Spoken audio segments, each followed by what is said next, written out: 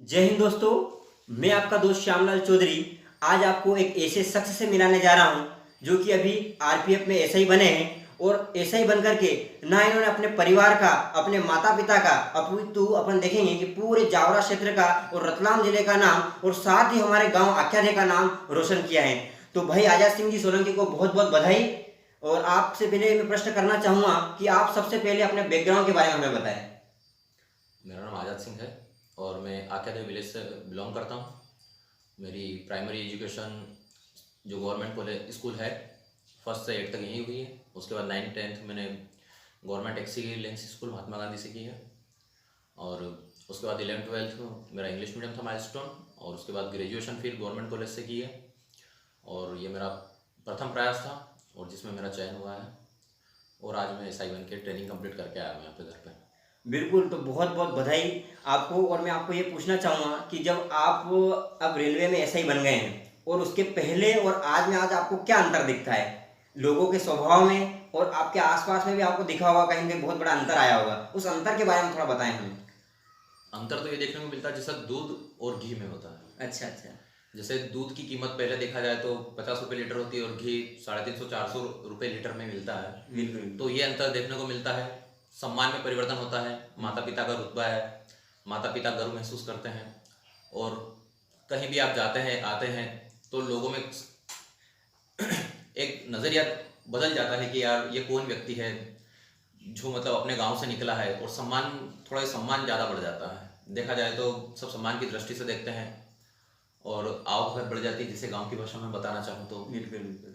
तो बहुत ही अच्छी बात बताई इन्होंने, क्योंकि दोस्तों अगर आपका भी कुछ सपना है तो निश्चित रूप से आप ये सुन सकते हैं। आपने सुना होगा क्या बताया अभी इन्होंने, यानी कि आपके सम्मान में जो वृद्धि होती है, आपके माता पिता के सम्मान में जो वृद्धि होती है ना, उसका आनंद का बखान शायद ये अभी नहीं कर पा रहे होंगे, है ना। तो दोस्तों मैं आपसे भी कहना चाहूँगा कि आप भी निरंतर मेहनत करते रहें, आप भी ऐसा मुकाम हासिल कर सकते हैं।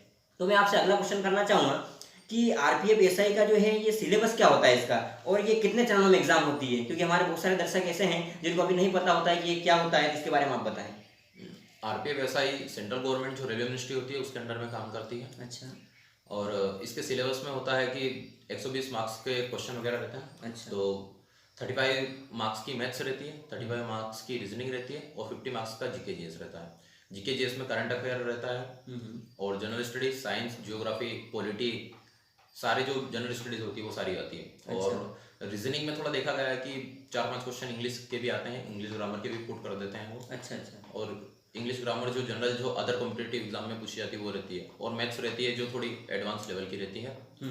पर देखा जाए तो बेसिक लेवल उसमें ज़्यादा रहता है। तो आपके कितने नंबर आए थे, उसमें से कितने में से कितने आए थे, ये आप बताएंगे थोड़ा। 120 में से मेरे 95 मार्क्स थे। अच्छा अच्छा। और जब स्केलिंग हुई थी तो स्केलिंग के बाद मेरे 105 मार्क्स थे। अच्छा, 105 हो गए थे आपके, तो बहुत बहुत बधाई आपको। और निश्चित रूप से दोस्तों आपको बता दो ये हमारे गांव आख्यादे से ही है, तो इन्होंने हमारे गांव आख्यादे का नाम रोशन किया है, इसमें कोई दो राय नहीं है। अब मैं आपसे क्वेश्चन करना चाहूँगा, जैसा आप बता रहे हैं उसमें अंग्रेजी से भी क्वेश्चन आते हैं, इंग्लिश से भी कुछ ग्रामर के, तो बहुत सारे लोगों के दिमाग में ये रहता है कि अपनी इंग्लिश अच्छी होनी चाहिए तभी हम कुछ बड़ी जॉब पा सकते हैं। क्या ऐसा है या ऐसा कुछ नहीं है, आप बताएंगे। इंग्लिश ग्रामर ऐसा कोई कंपलसरी नहीं है कि आपको पीएचडी लेवल तक की आनी चाहिए या एमए लेवल तक की आनी चाहिए। जनरली देखा जाए तो जो बेसिक ग्रामर होती है, जैसे सोरो का मतलब दुख होता है, वीप का मतलब रोना होता है, तो सोरो कहाँ यूज करेंगे, सोरो, वीप, क्राई, जो जनरल अंडरस्टैंडिंग वाले क्वेश्चन रहते हैं बस यही पूछा जाता है। यानी कि कोई जरूरी नहीं है कि आपको अच्छी खासी इंग्लिश आती हो। अच्छा, जो सामान्य जो इंग्लिश है जो आनी चाहिए, क्योंकि जो 10th लेवल की रहती है वो आनी चाहिए, क्योंकि आप ऑफिसर बनने चाह रहे हो तो जो जनरल इंग्लिश होती है, गो, रन, जैसे ऑपरेट, अगर आप मोबाइल चलाते हो उसको ऑपरेट बोलते हैं, कंप्यूटर जो भी इलेक्ट्रॉनिक आइटम होता है ऑपरेट होता है, दौड़ते हैं उसको रन बोलते हैं, कार चलाना, कार को ड्राइव बोलते हैं, बाइक को राइड बोलते हैं। तो ये जो जनरल चीजें होती है ये इतना तो कम से कम आपको आना ही चाहिए। आना ही चाहिए, सही। आप एक ऑफिसर बनने जा रहे हैं तो इतनी चीजें आपको कम से कम आना चाहिए। अच्छा, तो मैं आपसे पूछना चाहूंगा कि आपकी ये जो एग्जाम है ये कितने चरणों में होती है। एग्जाम में सबसे पहले तो फॉर्म भरा है, उसके बाद ऑनलाइन सीबीटी हुई थी, कंप्यूटर बेस्ड टेस्ट। अच्छा अच्छा। बस एक ही चरण था उसमें, मैथ, रीजनिंग और जीके जीएस था। बिल्कुल। उसके बाद फिजिकल टेस्ट के लिए बुलाया गया और जैसे फिजिकल टेस्ट क्वालिफाई किया उसके बाद मेडिकल टेस्ट और उसके बाद सीधा ज्वाइनिंग लेटर आया था ट्रेनिंग के लिए, ट्रेनिंग करो। बहुत बढ़िया। तो अच्छा, फिजिकल में आप थोड़ा बताएंगे कि मतलब कितना क्या मापदंड मानते हो। जैसे आप 4200 ग्रेड पे के ऊपर जाते हैं, जैसे ऑफिसर या सबऑर्डिनेट ऑफिसर बनने जाते हैं तो आपका फिजिकल बिल्कुल लो लेवल का हो जाता है। जैसे 6 मिनट और 30 सेकंड थे आपको 1600 मीटर कंप्लीट करने के लिए, और आपको 12 फीट जंप करना थी, और 3 फीट 9 इंच हाई जंप करना थी। अच्छा अच्छा। बस। यानी कि दोस्तों आप जैसे जैसे बड़े स्तर पर जाते हैं, ऑफिसर लेवल पर जाते हैं, तो वहाँ पर फिजिकल इतना नहीं मांगते हैं, या वहाँ पर आपको मांगा जाता है आपकी पढ़ाई, आपकी स्टडी, है ना। ये कहने मतलब कि ये है कि अगर आपका नॉलेज अच्छा है तो आप कहीं ना कहीं बहुत बड़े पद तक जा सकते हैं। तो अगला क्वेश्चन आपसे ये है कि आपकी अभी ट्रेनिंग पश्चिम बंगाल में हुई है, तो पश्चिम बंगाल की ट्रेनिंग के दौरान कोई ऐसे अनुभव आप शेयर करना चाहेंगे जो आपके साथ हुए हैं? पश्चिम बंगाल के दौरान, वहाँ पे ट्रेनिंग के दौरान मैं ये चीज़ सीखा है कि जो एमपी है अपना मालवा, हाँ। इससे बेहतर जगह कोई नहीं है। क्या बात है। देखा जाए तो बंगाल वगैरह में जो बड़े शहर हैं वहाँ पे कहीं कहीं पे सफाई है, पर जो छोटे कस्बे हैं, गांव है या छोटे शहर है, वहाँ पे गंदगी बहुत है। और देखा जाए तो वो सब मांसाहारी लोग ज़्यादा हैं उधर, अच्छा अच्छा अच्छा। और आपको मछली वगैरह, मुर्गे, अंडे, ये चीज़ खाने को मिलती है, और नॉर्मली अपने इधर का खाना नहीं मिल पाता उधर खाने के लिए, तो थोड़ी सी डिफिकल्टी होती है। और देखा जाए तो अपने इधर लोग जैसे फ्री बैठे रहते हैं, बहुत बार मैंने देखा चौराहे पे सही कोई कुछ ताश खेल रहे होते हैं या इधर उधर घूम रहे होते हैं। तो जैसे ही बंगाल और जितनी दूसरे शहर है या दूसरे जो राज्य है, बंगाल राज्य है, खड़गपुर और कोलकाता, उधर जाएंगे तो आप ऐसे फ्री घूमते हुए लोगों को नहीं देखेंगे। अगर कोई व्यक्ति फ्री बैठा है तो वो एक टोकरी उठाएगा, एक मछली पकड़ने का जाला लेगा, और उसको लेकर तालाब में जाएगा, 2 किलो 5 किलो मछली पकड़ेगा, उसको लाके चौराहे पे बेचेगा, अच्छा। और पैसे कमा के अपनी जो आमदनी है वो आमदनी करके घर चला जाएगा। तो उधर के लोग उद्योग और जो जो देखा जाए कि खुद का बिजनेस है वो करने में ज़्यादा उत्साहित रहते हैं। बिल्कुल। यानी कि और आप कोई ऐसी चीज़ें भी बताएं हमें जहाँ पर आपको लगा हो कि उस अनुभव के दौरान कि यार ये चीज़ें बहुत अच्छी लगी आपको, उस ट्रेनिंग के दौरान वो चीज़ें बताएं हमें थोड़ी। अब पूरी ट्रेनिंग में 9 महीने की ट्रेनिंग इसलिए रखी गई है कि जो कैडेट होता है, प्रशिक्षु होता है, उसका नया जीवन होता है। अच्छा अच्छा। मतलब उसका पुनर्जन्म होता है देखा जाए तो जो बॉडी लैंग्वेज है, चलने का तरीका, बात करने का तरीका, बैठने का तरीका, ये सारे ट्रेनिंग में सिखाया जाता है। अपने यहाँ पे आए कैसे भी कुर्सी उठा के बैठ गए या किससे कैसे बात कर रहे हैं, और जो एक रैंक वाइज होता है, जो चेन होता है, वो ट्रेनिंग के दौरान ही सिखाई जाती है। बहुत बढ़िया। तो आपका अनुभव निश्चित रूप से बहुत ही अच्छा रहा होगा, और आपको वर्दी में देखकर हम काफ़ी मतलब कहते हैं गर्वान्वित महसूस कर रहे हैं। अब आपसे मैं अगला क्वेश्चन करना चाहूँगा, जो अक्सर युवाओं के साथ ऐसा होता है, क्योंकि आजकल का जो युवा है वो कहीं ना कहीं सोशल मीडिया में बहुत लीन रहता है। सोशल मीडिया हुआ, फेसबुक हुआ, व्हाट्सएप हुआ, और आजकल पबजी जो गेम हुआ, तो इसमें रहते हैं। तो आप उनको क्या कहना चाहेंगे, और क्या आप भी इन चीज़ों का यूज़ करते थे, और अगर यूज़ करते थे तो इसको कैसे मैनेज किया आपने, ये बताएंगे हमें। इसके पहले मैंने 2 एग्ज़ाम दिए, एमपी कांस्टेबल की भी दी है, जब मेरा ग्रेजुएशन कंप्लीट नहीं था। अच्छा अच्छा। तो इन्हीं सोशल मीडिया के चलते कहीं ना कहीं 1 नंबर 2 नंबर से सिलेक्शन रह जाता था। बिल्कुल बिल्कुल। तो जैसे ही मैं एसआई की तैयारी कर रहा था तो मैंने व्हाट्सअप और फेसबुक है इसको एड्स और कैंसर की तरह लिया कि ये बीमारी है, तो इस बीमारी को बिल्कुल पूर्ण तरीके से बंद कर दिया जाए। और व्हाट्सअप का उपयोग तभी करता था जब मुझे कोई डॉक्यूमेंट्स कहीं कहीं से मंगवाना होता था या कोई नोट्स मंगवाने होते थे। तो देखा जाए तो अगर आपको कोई ज़्यादा काम नहीं है तो व्हाट्सअप फेसबुक बंद करके आप टेलीग्राम का सहारा ले सकते हैं। टेलीग्राम पे बहुत सारे चैनल ऐसे हैं जिसको आप सब्सक्राइब कर सकते हैं, और यूट्यूब पे अच्छे चैनल है, तो आप यूट्यूब टेलीग्राम का यूज़ करें, न कि व्हाट्सअप और फेसबुक का। बहुत ही अच्छी बात बताई इन्होंने। दोस्तों अगर इस समय आपने, इस समय में, ये युवा काल है दोस्तों, अगर इस समय आपने अगर सही दिशा पकड़ ली है तो निश्चित रूप से आपका पूरा जीवन जो है वो संभल जाएगा, जैसा कि आजाद सिंह जी ने बताया है। ठीक है दोस्तों। अच्छा, आपसे मैं अगला क्वेश्चन करना चाहूँगा कि आप जो है बिल्कुल, मैंने देखा है कि आप बिल्कुल सामान्य परिवार से हैं, अपना कोई ऐसी स्थिति भी नहीं है, अपनी आर्थिक स्थिति ऐसी नहीं थी, और उसके बाद में अपने छोटे से गांव से थे। तो बहुत सारे लोगों के दिमाग में ये रहता है कि बड़े शहरों में जाएंगे या बड़े शहरों में रहकर ही हम जो है बड़ी जॉब पा सकते हैं या बड़ी नौकरी पा सकते हैं, है ना। तो इसके बारे में आप क्या कहना चाहेंगे? क्या ऐसा जरूरी है कि हम बड़े शहरों में हो तभी इस प्रकार की जॉब पा सकते हैं, या फिर हम जो अच्छे बैकग्राउंड से हो तभी ऐसा कर सकते हैं? इसके बारे में थोड़ा बताएं ताकि लोगों को पता चले कि नहीं, ऐसा कोई जरूरी नहीं है। मैं कहूँ तो प्रतिभा कोई शहर में पैदा नहीं होती। बहुत बढ़िया। प्रतिभा ऐसी होती है कि आपको खुद को अंदर से डेवलप करना पड़ता है। बहुत। तो देखा जाए तो ऐसा कोई जरूरी नहीं कि शहर के लोग, मेरे वहाँ पे ट्रेनिंग सेंटर में 442 थे हम वहाँ पे कैडेट, 442, उनमें से 60% लगभग कैडेट जो थे गांव से बिलोंग करते थे। क्या बात। और गांव के बच्चे जो होते हैं उनमें पहले से समझ होती है, और सबसे पहले देखा जाए तो 12th तक उनको पता नहीं होता करना क्या है। उसके बाद जैसे फिर वो एक डायरेक्ट किए जाते हैं कि आपको ये करना है।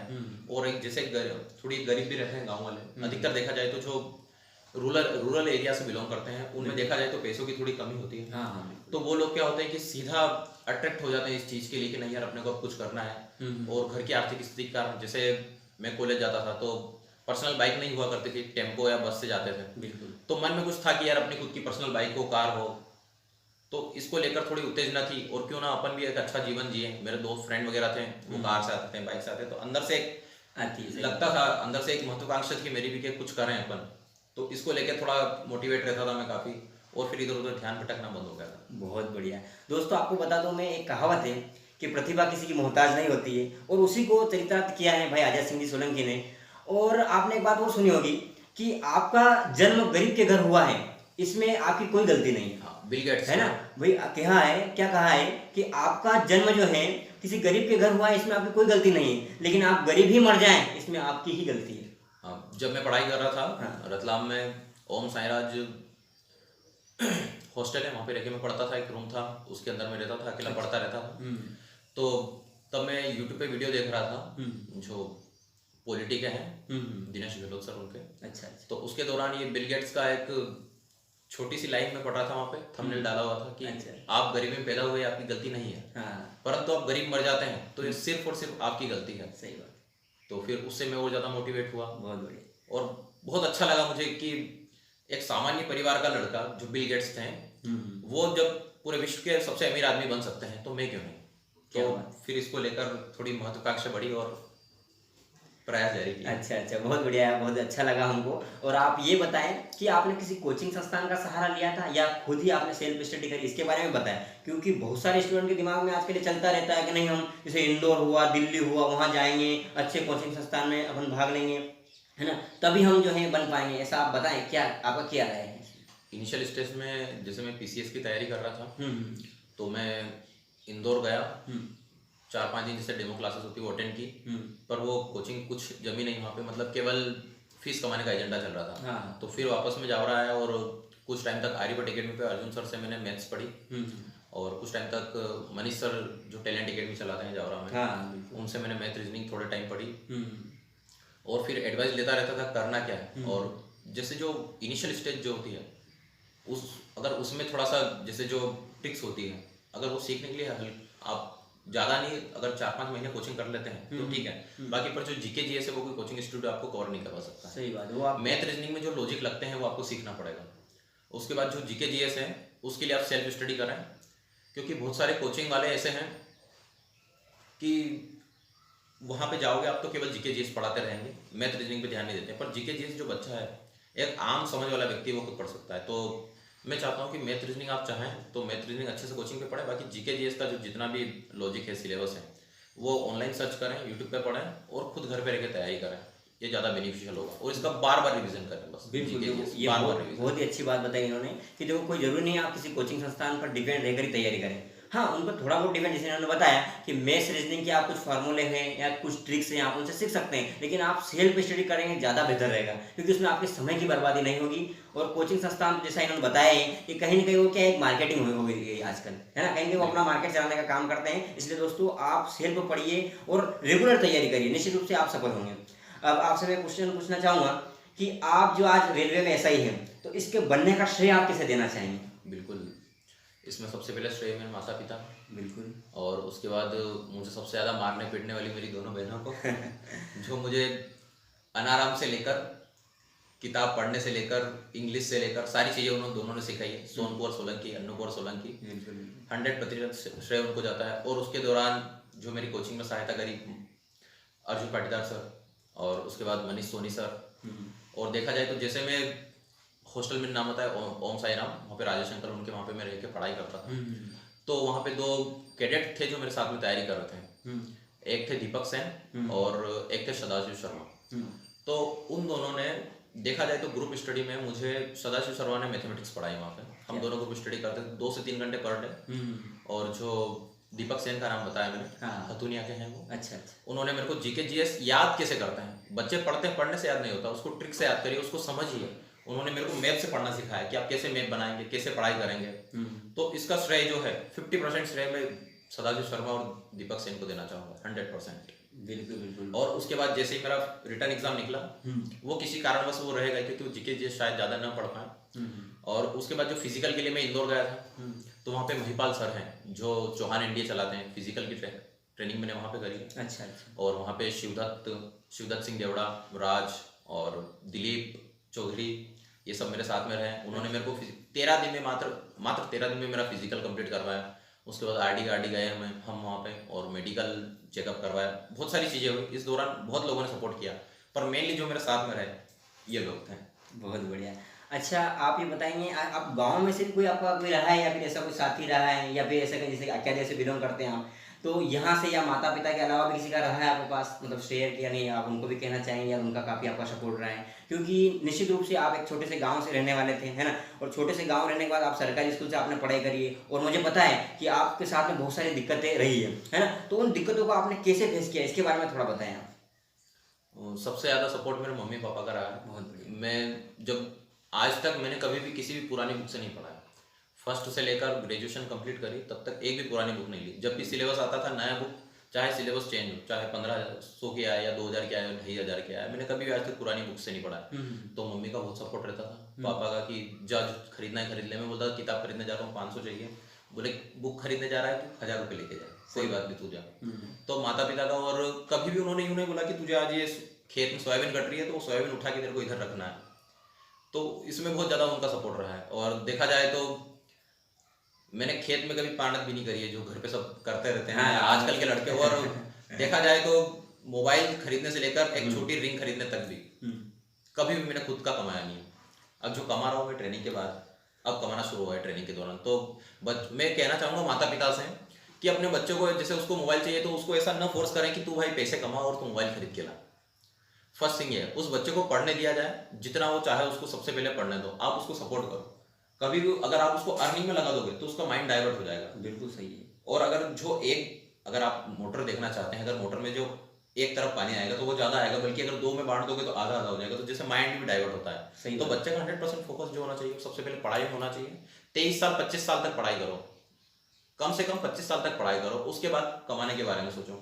बिल्कुल सही। जैसे बीसी बुद्धि तीसरा धन, ऐसे जो कहावत है पुराने कहे गए हैं, तो बिल्कुल सही बात है। बिल्कुल उन्होंने कुछ देखा है जो बुजुर्ग लोग, उसके बाद ही वो कह के गए हैं। दोस्तों, इनका कहना सिंपल सा है कि पहले इनके माता पिता ने इनमें इन्वेस्ट किया है, ठीक है, बिल्कुल। और अगर इन्वेस्ट किया है तो उसको आज मिल रहा है उनको। पहले हो सकता था, ये बोल रहे हैं भाई छोटी छोटी चीज भी 1 रुपए के लिए भी मम्मी पापा के पास जाते थे, लेकिन उस समय जाते थे। लेकिन आज तो वो उनके मम्मी पापा गर्व से कह सकते हैं कि भैया बिल्कुल आज हमारा बेटा ऐसा ही है और अच्छी खासी सैलरी भी है, ठीक है। तो आज कहीं वो आवश्यकता नहीं है, तो क्यों उन्होंने पहले लगाया है। और अगर आप माता पिता हैं, जो कुछ पेरेंट अगर लोग अगर इसको सुन रहे हैं, तो मैं आपसे कहना चाहूँगा कि अभी आप अपने जो बच्चे हैं, है ना, जो स्टूडेंट हैं, है ना, उनमें आप इन्वेस्ट करिए। निश्चित रूप से देखो समय लग सकता है, कोई जरूरी नहीं, हो सकता है इनका पहली बार में सिलेक्शन हुआ, कई भाई लोगों को हो सकता है 2 3 4 बार भी होता है, लेकिन आप बिल्कुल घबराइए मत और निरंतर मेहनत करिए। निरंतर मेहनत करने से ही आपको सफलता मिलेगी। दोस्तों, अब अंत में आपसे एक क्वेश्चन करना चाहूँगा कि जो रेलवे में एसआई के लिए अगर कोई कुछ जो स्टूडेंट हैं वो अगर तैयारी करना चाहें तो उनको आप क्या टिप्स देना चाहेंगे?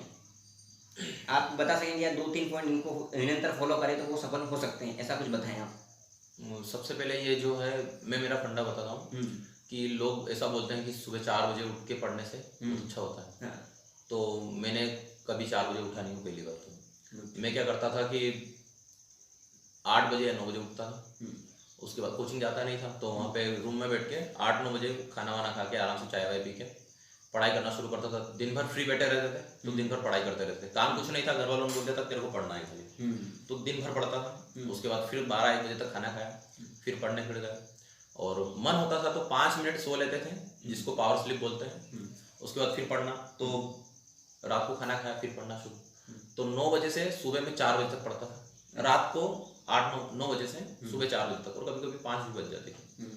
तो मेरा मानना ये है कि अगर सुबह जल्दी उठ रहे हैं आप तो पूरा दिन भर आपका खराब होता है, आलसी उबासी में चला जाता है। तो जो लोग जो इसके हैबिचुअल हैं वो उठ सकते हैं। बाकी मेरी राय ये है कि रात को पढ़ाई करें तब बिल्कुल शांत रहेगा माहौल, कोई डिस्टर्ब नहीं करेगा। तो मेरा यह था। और जो 10 12 तक होता है कि आप जल्दी उठ के पढ़ाई करेंगे तो याद रहेगा, तो वो ठीक है। पर कॉम्पिटिशन ये एक अथाह समुंदर है, इसके अंदर अगर आप सुबह उठ के पढ़ाई करना चाहते हैं 2 घंटे 3 घंटे, तो कोई काम नहीं आएगा। सही बात। तो रात के टाइम में स्टडी करता था और वो ज़्यादा बेनिफिशियल साबित हुआ मेरे लिए। और रात के टाइम ज़्यादा ऐसा करना चाहिए आपको कि जब नींद आने लग जाए तो मैथ रीडिंग स्कोर करने लगा।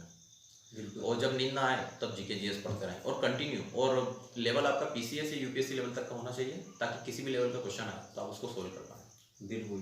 तो दोस्तों, आपने सुना भाई आजाद सिंह जी सोलंकी को, जिन्होंने अपने पूरे जीवन के बारे में बताया आपको और किस प्रकार से इन्होंने तैयारी करी इसके बारे में बताया। निश्चित रूप से आपको इनसे प्रेरणा मिली होगी और आप भी इसी प्रकार से निरंतर मेहनत करते रहें, निश्चित रूप से आपको सफलता मिलेगी दोस्तों। ठीक है, जय हिंद जय भारत। और अभी तक आपसे मैं कहना चाहूँगा एक मिनट, एक क्वेश्चन मेरा अभी हाँ बिल्कुल, मैं बताना चाहूँगा आपको कि जो बहुत सारे बच्चे सोचते हैं कि मेरा सिलेक्शन न होता है, नहीं होगा, मैं तैयारी कर रहा हूँ, मेरा सिलेक्शन नहीं होगा तो क्या होगा।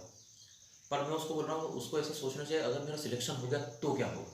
क्या बात है। एक नया क्वेश्चन मैं ऐड करना चाह रहा हूँ। जैसे मैंने कभी सोचा नहीं था कि खुद की कार होगी, मैं कभी प्लेन में ट्रेवल कर सकूँगा। अब मैं ट्रेनिंग सेंटर से आ रहा हूँ तो प्लेन में आ रहा हूँ, अब जा रहा हूँ तो प्लेन से जा रहा हूँ। क्या बात है। और पहले रिश्ते के लिए ऐसा होता था कि लोग सिलेक्ट करते थे कि भैया शादी इससे करें, इस लड़के से करें, इस लड़के से नहीं करें। आज मैं सिलेक्ट कर रहा हूँ कि किससे शादी करना है, किससे नहीं करना। ये चेंज होता है। तो आपकी लाइफ में ये परिवर्तन हो जाएगा कि लोग आपको जज नहीं करेंगे, आप लोगों को जज करेंगे कि मेरे को किसके साथ बैठना है, किसके साथ उठना है। तो ये एक राठौर सर हैं जो मोटिवेटर हैं, आपने देखा होगा कभी यूट्यूब पे।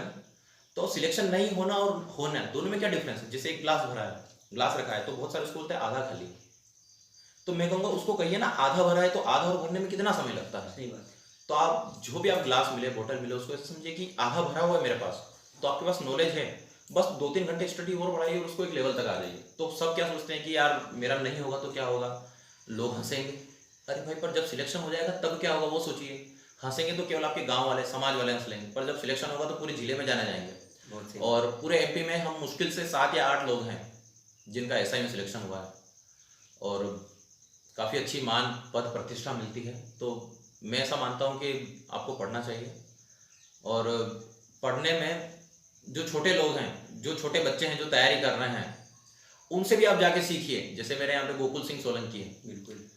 कभी कभी अगर मुझे नहीं आता था तो मैं उससे तक जाके पूछता था कि यार गोकुल क्या होगा, जबकि वो मेरा जूनियर है। और श्यामलाल जी ये मेरे सीनियर हैं। कभी कभी ऐसा लगता था कि पूछना है तो इनसे जाके पूछते थे। और भी लोग हैं कि यार दौड़ना कैसे है, जंप कैसे करना है। हमारे यहाँ पे जैसे एक भूपेंद्र सिंह जी हैं, वो एथलेट में उनको इतना ज़्यादा आइडिया नहीं है, पर वो एक सामने से दौड़ के एक भैंस कूद जाते हैं। तो मैंने उनसे सीखा कि अपने को कूदना कैसे है। सही बात तो है। प्रतिभा किसी चीज़ की मोहताज नहीं होती, तो आपको सीखना चाहिए, मैं ऐसा मानता हूँ। और आप सोचिए कि मैं क्या कर सकता हूँ इसके लिए। और सबसे ज़्यादा ये कि आप प्रॉपर गाइडेंस में स्टडी कीजिए। 100% प्रॉपर, बिना प्रॉपर गाइडेंस के कुछ भी काम नहीं होना है। सही। दिशाहीन स्टडी आपको किसी अलग दिशा में ले जा सकती है दोस्तों, इसलिए बिल्कुल आप किसी के मार्गदर्शन में रहिए और तैयारी करिए। और इन्होंने बताया है कि आप ये ना सोचें कि नहीं होगा सिलेक्शन तो क्या होगा।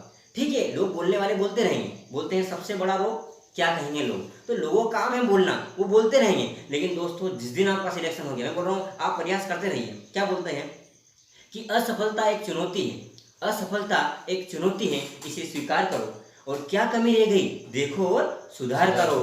और जब तक ना हो सको सफल, और जब तक ना हो सको सफल, नींद और चैन को त्यागो तुम। और जब तक ना हो सको सफल, नींद और चैन को त्यागो तुम, क्योंकि कुछ किए बिना ही जयकार नहीं होती और कोशिश करने वालों की कभी हार नहीं होती। तो दोस्तों इन्होंने बहुत ही अच्छी लाइन बताई है। हम इंटरव्यू बंद कर रहे थे और इन दौरान बताया कि नहीं ये, और ये बहुत महत्वपूर्ण लगी मेरे को बात। क्वेश्चन होना था। हाँ बिल्कुल, ये क्वेश्चन जरूरी था, क्योंकि बहुत सारे बच्चे ऐसा सोचते हैं कि यार भैया अगर नहीं हुआ तो क्या बोलेंगे, इतने साल वेस्ट हो गए। वेस्ट नहीं हो रहे हैं दोस्तों, आप इन्वेस्ट कर रहे हैं और 100% आपको इसका बिल्कुल फल मिलेगा। गीता में भी कहा गया है कि कर्म करोगे तो फल मिलेगा। तो ठीक है दोस्तों, आप सभी का बहुत बहुत धन्यवाद। और आपसे निवेदन है कि अगर अभी तक आपने हमारा YouTube चैनल सब्सक्राइब नहीं किया हो तो जरूर कर लें, और साथ ही साथ बेल आइकन को जरूर दबा लें, ताकि जब भी हम इस प्रकार के प्रोग्राम आप तक लाएं तो आप तक पहुंच जाएं। जय हिंद जय भारत।